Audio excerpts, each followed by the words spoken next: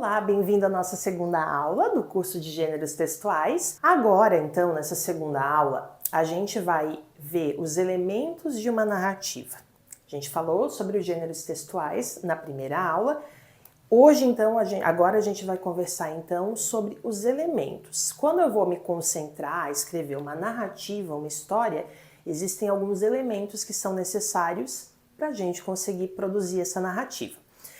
E como a gente está falando de gêneros textuais, também a gente vai ver aqui como pensar os elementos de acordo com cada gênero, porque a gente tem gêneros diferentes, consequentemente eu não vou sempre escolher os mesmos elementos da mesma forma, né, para escrever gêneros diferentes, ok?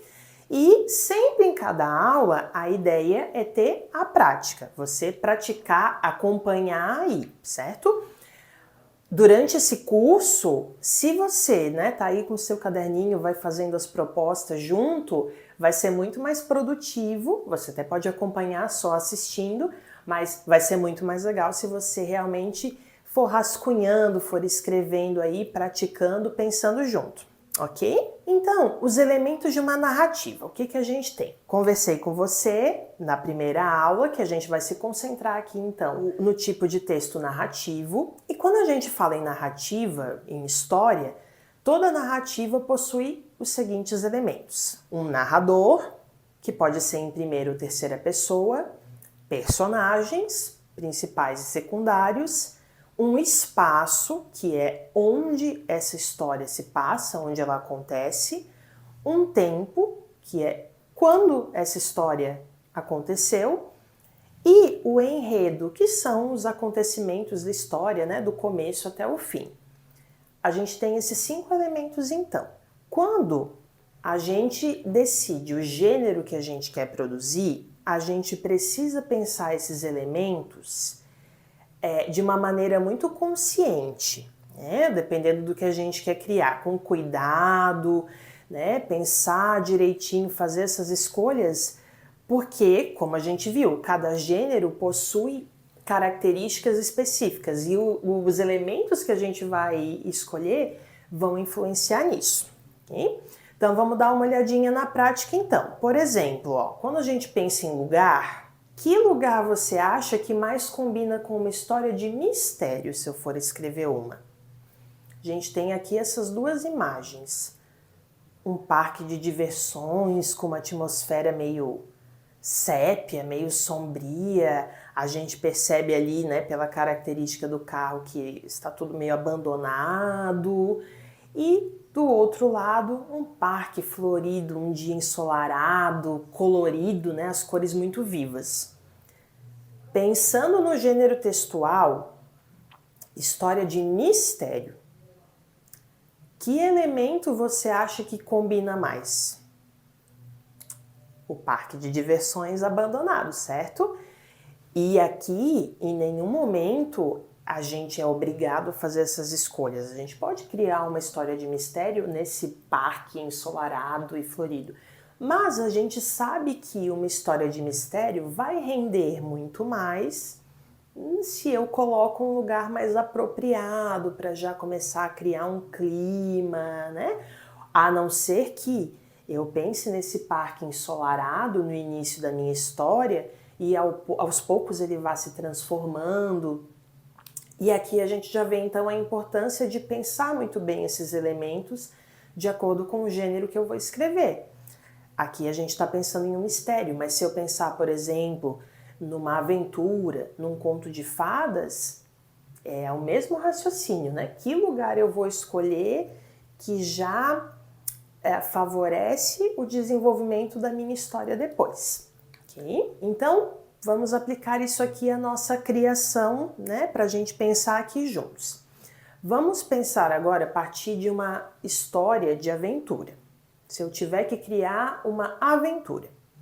Primeiro, que características, pensando no personagem, o nosso ou a nossa protagonista precisa ter para que a ação, para que a resolução dos problemas, para que a superação que a gente tanto quer na aventura aconteça?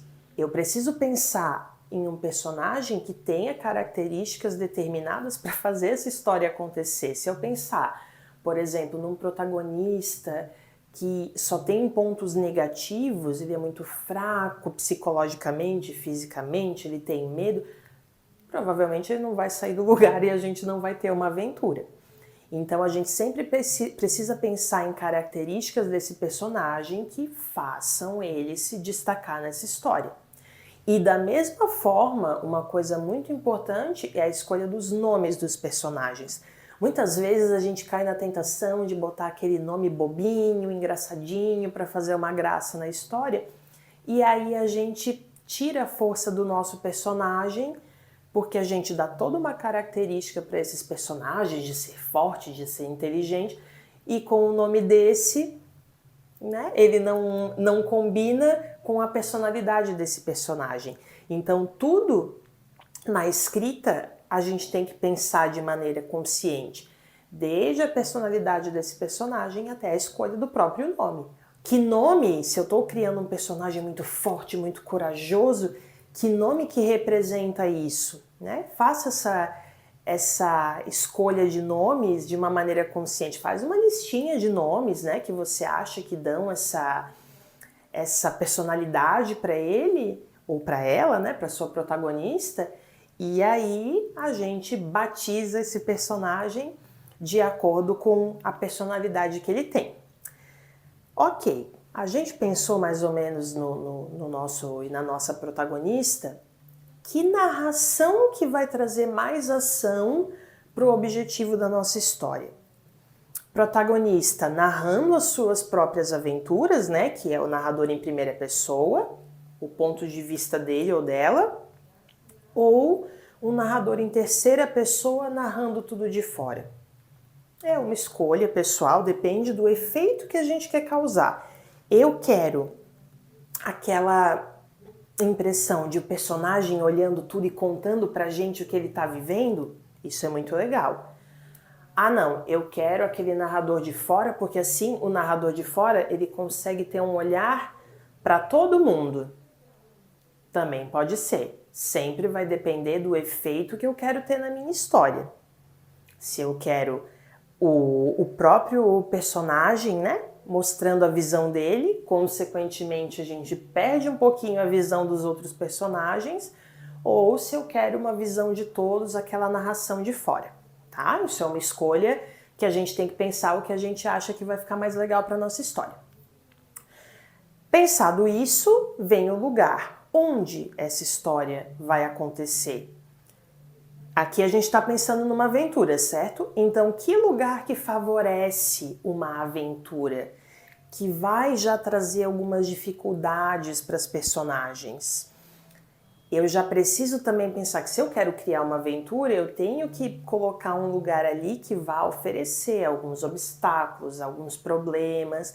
Senão, se tudo for muito fácil, isso não vai ser uma aventura.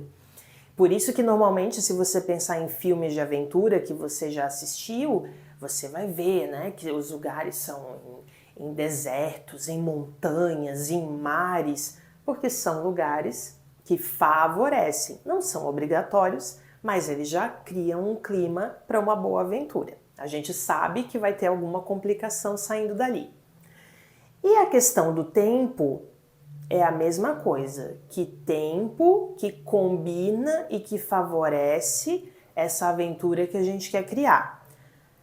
Uma coisa que a gente precisa lembrar que vai influenciar na coesão, né, na costura, no sentido da história, é que dependendo do tempo que a gente usa, isso vai influenciar em alguns elementos que a gente vai poder usar ou não. Por exemplo, você não pode pensar numa história na Idade Média e de repente o seu protagonista, para resolver lá o problema dele, tira um celular. Isso não faz sentido, porque eram recursos que a gente não tinha naquela época. Então, o tempo em que a gente vai criar a história vai influenciar nesses detalhes, né? Eu quero uma história na antiguidade, eu vou ter que criar a história dentro desse universo, sem celular, sem computador, sem televisão, sem rádio. Eu vou criar uma história futurista, Ótimo, então a gente vai ter todos esses recursos para ajudar o personagem, se for importante para o desenvolvimento da sua história, ok? Então, mais uma vez, cada um desses elementos a gente precisa pensar e amarrar muito bem para depois não começar a criar furos na nossa história. Desde um aparelho celular que a gente coloca no meio da história e não faz sentido com o tempo que a gente usou, desde o lugar também, tudo isso favorece o desenvolvimento da aventura, aqui no caso, que a gente quer criar, ok? Pensando nisso, a gente faz aqui um esqueleto. Então, o que eu vou pensar, né? Para criar, eu quero criar uma aventura. Ok, qual vai ser o perfil do meu ou da minha protagonista? Aí você vai pensar características, pontos fortes para ajudar a desenvolver essa história e pontos fracos, porque todo personagem também precisa ter um ponto fraco, afinal isso vai influenciar na aventura. Fazer só um perfil desse personagem, né? Como eu quero que ele seja ou que ela seja. E se o seu personagem e a sua personagem tiver um nome, também fazer uma listinha de nomes que você considera legais, que dão, né, que passam essa personalidade que você quer. Que tipo de narrador que você vai escolher, primeira pessoa ou terceira, em que lugar vai se passar a sua aventura e em que tempo. Lugar e tempo ali estão muito conectados, afinal, dependendo do tempo que a gente escolhe, o lugar pode existir ou não, né? Pode fazer sentido ou não. Ok? E aí a gente tem, então, a gente falou lá no começo do enredo, que são as ações desses personagens, né, do começo até o fim da história. O enredo, então, a gente vai ver na nossa próxima aula, porque isso vai ter a ver com a sequência narrativa, a sequência da história, ok? Então, a aula de agora a gente vai pensar nesse esqueletinho aqui, os elementos que a gente quer para desenvolver essa aventura. Qual vai ser o seu protagonista, o tipo de narrador, o seu lugar e o tempo. E aqui coloquei a aventura como exemplo, mas você pode pensar em outros gêneros também. Ah não, eu quero criar um mistério, mesmo pensamento. Então, que tipo de protagonista e que características ele vai ter, qual vai ser o tipo de narrador para criar um mistério mais legal, que lugar que vai favorecer isso, que tempo, né, em que tempo que essa história vai se passar. E assim você vai fazendo essa listinha de elementos para o gênero que você quiser, ok? Coloca aí no seu caderno, faz esse rascunho, esse planejamento, esse esqueleto do texto, porque aí a gente vai desenvolver então, na próxima aula, o enredo. Como é que a gente desenvolve ali essa sequência narrativa para amarrar com esses elementos, ok? A gente se vê na próxima aula.